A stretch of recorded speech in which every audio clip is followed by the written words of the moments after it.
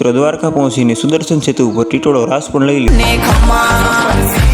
સવાર પડતાની સાથે મિત્રો આપણે તૈયાર થઈને ગોવાળિયા ધામેથી નીકળી પડ્યા હતા ભીમરાળા મા મોંગલના દર્શન કરવા માટે। ભીમરાળા જતા મિત્રો રસ્તામાં ટ્રેન આવી ગઈ એટલે ફાટક બંધ પણ થઈ ગયો હતો। થોડીક વારની અંદર જ મિત્રો આપણે પહોંચી ગયા હતા મોંગલ જન્મભૂમિ ભીમરાળા। ત્યાર પછી મિત્રો ભીમરાળામાં મોંગલના દર્શન કર્યા બાદ આપણે નીકળી પડ્યા હતા બેટ દ્વારકા બાજુ। થોડીક વારની અંદર જ મિત્રો આપણે પહોંચી ગયા હતા બેટ દ્વારકા। બેટ દ્વારકાની અંદર પહોંચ્યા બાદ મિત્રો આપણે સોનાની નગરીની અંદર પ્રવેશ કર્યો અને ત્યાર પછી મિત્રો સોનાની નગરીના દર્શન પણ કરી લીધા હતા। અને મિત્રો બેટ દ્વારકા સોનાની નગરીના દર્શન કરીને આપણે જવા લાગ્યા હતા સુદર્શન સેતુ પર। ત્યાર પછી મિત્રો થોડીક વારની અંદર જ આપણે પહોંચી ગયા હતા સુદર્શન સેતુ ઉપર। ત્યાંથી મિત્રો આવી ગયા હતા મહાદેવના દર્શન કરવા। પહોંચી ગયા હતા આપણે મહાદેવના અદ્ભુત દર્શન કરવા માટે। એને પણ મંદિરનું નામ ખબર હોય તો કોમેન્ટમાં જણાવી દેજો। અને ત્યાર પછી મિત્રો ફાઇનલી નાગેશ્વર મહાદેવના દર્શન પણ કરી લીધા હતા। નાગેશ્વર મહાદેવના મંદિરે દર્શન કર્યા બાદ મિત્રો આપણે હવે જવાનું છે મેન દ્વારકા મંદિરે। થોડીક વારની અંદર જ મિત્રો આપણે ચાલતા પહોંચી ગયા હતા દ્વારકાધીશના મંદિરે। ત્યાર પછી મિત્રો ગોમતીના દરિયા કાંઠેથી દૂરથી દ્વારકાધીશના દર્શન કરતા કરતા દરિયાકાંઠાનો નજારો જોતા જોતા પહોંચી ગયા હતા મેન મંદિરે। ત્યાર પછી ફાઇનલી મિત્રો આપણે દ્વારકાધીશના દર્શન પણ કરી લીધા હતા।